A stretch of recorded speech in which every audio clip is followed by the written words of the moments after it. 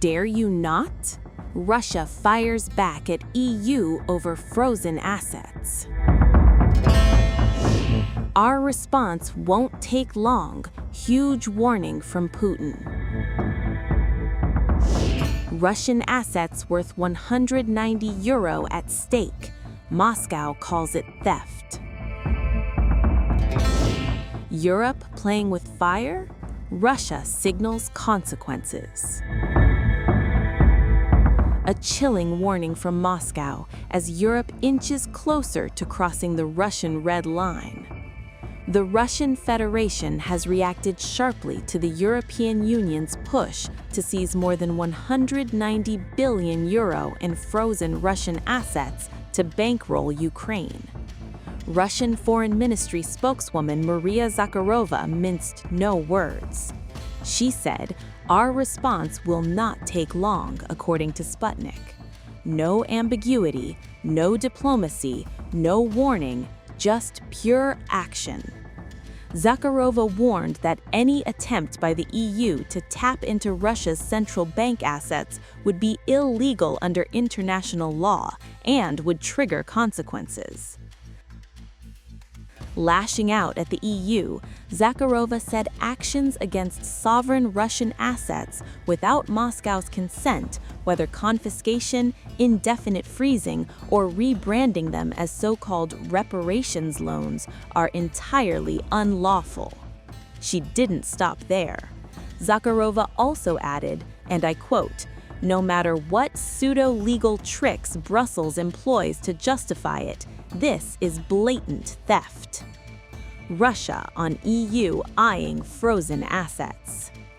Actions against sovereign assets taken without Russia's consent, whether indefinite immobilization, confiscation, or attempts to portray them as a so-called reparations loan, are entirely illegal under international law. No matter what pseudo-legal tricks Brussels employs to justify it, this is blatant theft. Apart from funding the failed Ukrainian project, the EU is also seeking to use the assets to bolster its own economy, which has been damaged by sanctions targeting Russia's trade with the West. Zakharova's explosive reaction came as the European Union prepared to lock up Moscow's frozen assets indefinitely. The move would allow European leaders to decide how to use Russian central bank assets to support Ukraine financially and militarily when they hold a summit next week. But Europe is divided at home. Dissent is growing. Hungary's High Prime Minister Viktor Orbán has fiercely opposed the move, accusing the European Commission of raping European law. Slovakia's Prime Minister Robert Fico has also pushed back, calling the EU's war strategy wrong, ineffective, and senseless, warning it only fuels bloodshed without strengthening Ukraine's hand at the negotiating table. And now, here comes another shocker for Europe. The Czech Republic's newly elected Prime Minister, Andrej Babiš, flatly rejected the EU's plan to help finance Ukraine using frozen Russian assets. Europe sits on a powder keg, and if cooler heads don't prevail, the consequences will be devastating, as indicated already by the Russians.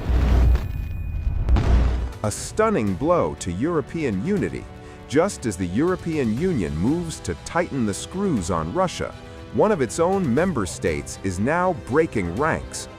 EU's very own member nation has now come out against the bloc's efforts to help Ukraine. Mincing no words, Prime Minister of the Czech Republic, Andrej Babiš, flatly rejected the EU's plan to help finance Ukraine using frozen Russian assets. In blunt terms, Babiš declared that Prague will not bankroll Kyiv. The statement sends shockwaves across Brussels. Babiš, a right-wing Eurosceptic politician, took the reins of the Czech Republic earlier this week by campaigning on domestic issues. His predecessor, Petr Fiala, had launched a major international munitions procurement scheme for Ukraine, but Babis won elections. His message is now crystal clear. No guarantees, no loans, no financial exposure for Ukraine. In a clear-cut tone, Babis told the EU to find other ways to continue funding Ukraine. Babis said he informed about his intentions to Belgium Prime Minister Bart De Wever, who is also a vocal opponent of the EU's plan to fund Kyiv through a so-called reparations loan tied to about $200 billion in Russian assets frozen in the bloc. Belgium, fearing legal retaliation from Russia, has demanded guarantees from other EU members to share the burden if the funds must eventually be returned. According to Czech media, this could cost Prague about $4.3 billion. Babis said the country simply cannot afford it. He stated that we, as the Czech Republic, need money for Czech citizens, and we don't have money for other countries. We're not going to guarantee anything for them, and we're not going to give money either, because the coffers are simply empty. A very warm greeting to you, and I wish you a beautiful Advent weekend. And if you'd like to see me, I'll be in Brno today at 2 o'clock, of course, with Alenka Šilerová, and we'll probably be serving punch there. If I'm not mistaken, it will be at Moravské náměstí by Jošta from 2 o'clock, and I'll be staying there for several hours. I wanted to tell you that we are not in power, as some of you might think. I will only become the full-fledged Prime Minister on Monday, after the new government is appointed on Monday, December 15th. And until December 15th at 9 o'clock, the government of Petr Fiala is in charge. Just so we're clear. Of course, we are preparing intensively to govern, and that's why I went on a working trip to Brussels, where I naturally spoke with the President of the European Commission. And some of you criticized me for smiling. Well, I was smiling because, of course, I was mainly lobbying for the SAFE program, where we can get very advantageous long-term loans, and where, in fact, Stanjura almost didn't sign us up. We have 2 billion euros there, while the Hungarians applied for 16 and the Poles for 43. And I guess I was smiling well, because in the afternoon, Ursula announced that she wants to expand it. I also actively lobbied for the esteemed Masaryk Oncology Institute, which, as you know, has a comprehensive and vital program specifically designed for oncology patients and is currently in the process of diligently applying for significant financial support within the broader and highly competitive Horizon program. And we also thoroughly discussed what important initiatives are currently being prepared for the upcoming European Council meeting. That means illegal migration, EU Schengen expansion, actually the multi-annual financial framework. Extremely important for us. And the meeting with the Belgian Prime Minister was important. I was there for more than an hour, and I agree with him. The European Commission must find other ways to finance Ukraine. We, as the Czech Republic, need money for Czech citizens, for the Czech Republic, and we don't have money for other countries. And the European Union has to solve that in another way. But we will not guarantee anything, nor will we put money there, because quite simply, the treasury is empty. That's how we inherited it from this government. So our government will meet on Monday. We'll have a press conference, of course, on Tuesday most of the day. And Wednesday, Thursday, Friday, I'll be in Brussels, where there's an important agenda, and the government will meet again on December 22nd. So follow me, watch, because only on this channel will you learn the truth. Yes, the post-November cartel, and if you haven't actually read David Martinek's commentary from October 10th, 2021, they haven't come to terms with losing the election, and of course there's still room for denigration. As part of my promise, I dared to say that I would do everything possible to make the Czech Republic the best place to live on our entire planet. And they laugh at me. And what's wrong with wanting that? I'd like us to be the best country to live in on the whole planet, wouldn't you? And of course, everyone is certain about the conflict of interest. No one has seen it, no one knows anything about it, but they've already made up their minds, and it stands that even when I die, they'll still say I actually have it. Yet, I'm probably the only one on the planet who did what I did. Irreversibly gave up the company I built over 32 years. So please, to all those podcasts and commentators out there, and that's mainly the post-1989 cartel, because those politicians come in, some of them steal, some just take the cushy jobs and make more than they ever would have otherwise. But those moralizers, those various commentators, they want to decide here who will be prime minister, who will be in the government. But they lost the election thanks to you, our voters. So keep following me. It's important because only here will you get truthful and exclusive information. So I look forward to next time. Take care of yourselves because as one epidemiologist wrote to me, there's a big flu epidemic coming. And of course, if you have any suggestions for us, like the mayor of Břeclav writes to me here, asking me to lobby and secure funding for the Břeclav bypass, or the director of the Masaryk Oncology Institute, who is missing 2 linear accelerators needed for cancer patients to receive treatment, which is a big problem and requires 600 million for that. So these are the things we will be addressing. So I look forward to next time and wish you a wonderful, wonderful Advent. And of course, on Sunday, I will light the 3rd candle. Please take exceptionally good care of yourselves and look after one another. Meanwhile, despite the pushbacks, Brussels is pressing ahead. On Friday, the EU approved controversial legislation extending the freeze on Russian assets, replacing the 6-month renewal rule with a longer-term framework. The move has raised concerns about undermining the EU's core principle that major foreign policy and financial decisions require unanimous consent, with Hungarian Prime Minister Viktor Orbán condemning it as unlawful. The EU's Commission wants a final deal next week, but cracks are widening. As the war in Ukraine drags on, Europe now faces a different battle, one within its own ranks. Unity, once Brussels' strongest weapon, is now under pressure. And the question looming large, can Europe punish Putin without tearing itself apart? Generally, our proposal is legally robust and fully in line with the EU and public international law. The assets are not seized and the principle of sovereign immunity is respected.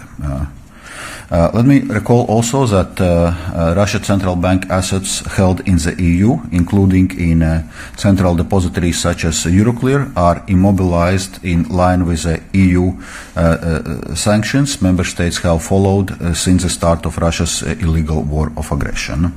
A major financial war is brewing between Russia and the European Union. Frozen Russian assets worth more than 190 billion euros locked up inside Europe are at the center. Now, Brussels is tightening its grip. On Friday, the EU invoked emergency powers and froze the assets of the Russian central bank indefinitely. It invoked Article 122 of its treaty to override the vetoes from Hungary and Slovakia, known as pro-Russia EU states, and bypass the European Parliament. Brussels says the goal is clear: to force consensus on using Russian money for a so-called reparations loan for Ukraine. However, cracks are now widening within the bloc. A European Union Member of Parliament, Fernand Kartheiser, issued a blunt warning. Kartheiser, an MEP from Luxembourg, spoke exclusively to Russia Today, or RT News. He said the EU's move is legally questionable, economically dangerous, and institutionally damaging. He further added that the EU's move is legally questionable and will have a lot of impact. The MEP also said that the EU's move will affect smaller and medium-sized countries with the sidelining of Hungary and Slovakia. Kartheiser even warned that by doing so, the EU is prolonging the war in Ukraine. Belgium, the country holding the bulk of Russia's frozen assets, is also sounding the alarm. Out of 210 billion euros frozen across Europe, nearly 193 billion sits inside Euroclear, a Belgian financial clearinghouse. The money was frozen under sanctions that the EU imposed on Russia over the war it launched on February 24, 2022. Officials warned that stealing money from the Russian central bank would shake the foundations of Europe's financial system. Brussels said a forced grab could spark capital flight, scare off global investors, and leave Belgium exposed to massive legal retaliation. Hungary and Slovakia, too, are breaking ranks, urging the EU to step back from seizures and return to diplomacy instead of escalation. The European Parliament is meeting on Friday, which would allow EU leaders to decide how to use Russian central bank assets to support Ukraine financially and militarily when they hold a summit next week. We can expect that Russia will continue to launch speculative legal proceedings to prevent the EU from upholding international law and to pursue the legal obligation for Russia to compensate Ukraine for the damages it has caused them, putting forward solid guarantees for Belgium and also financial institutions in our proposal. But from Commission side, we are open to work further and see how to further accommodate Belgium's concerns, and this work is ongoing as we speak. It's an obligation for the European Union to deliver on financing for Ukraine one way or another. So the job is to make sure that we deliver on that, and I think all member states are highly aware that if we are not able to deliver on that, that comes with enormous consequences for Ukraine, but indeed also for Europe, because we already feel the effects of the war. I think we have to foresee that the effects will be even more severe to European security if we're not able to help Ukraine. Yesterday there was an agreement, at least in Coreper, for a more clearly defined immobilization of the sanctions against Russia. Do you think this definitely paves the way for an agreement on that reparations loan, and do you think you'll be able to convince Belgium? Yesterday we saw the Belgian minister a bit more open, at least compared to his prime minister. Well, it is indeed an important step, one that we hope will be finalized today, which is to be able to continue the immobilization of Russian assets regardless of the sanctions framework. This provides additional guarantees to be able to actually use them, for example, with this reparations loan, and in this case for those Russian assets to be the ones that help guarantee the financing of the Ukrainian economy. We hope that this first step will be concluded today, and that over the next few days we can also try to finalize the conditions as much as possible to ensure there is majority support for the reparations loan at next week's European Council. There will be a lot of meetings in the coming days to be able to guarantee this, and we hope we can reach an agreement because it is an extremely important deal. They are very insistent on achieving it with the broadest possible majority. Do you consider it viable to move forward with this agreement and the loan without Belgium's support, even if the rules allow it, even if it's possible, say, tomorrow? Well, I think that yesterday one of the things, or two things we could see clearly were practically unanimous in the discussion we had at dinner. One of them is that we all agree on the urgency of Ukraine's need in terms of financing, and therefore the urgency we have in being able to make a decision. And then also, in this case, the willingness to accommodate the concerns of, in this case, the Belgian minister or the Belgian authorities, right? I believe this is an issue on which the Commission is also working hard, and from the rest of the member states, we are aware that it is necessary to address these concerns, and we hope that this can be done in the coming days. Meanwhile, the Kremlin calls any move to top Russian funds outright theft, warning retaliation will be swift and severe if European leaders cross that line. Russia's central bank said that it has filed a lawsuit in Moscow against Euroclear for damages it says were caused when Moscow was barred from managing the assets.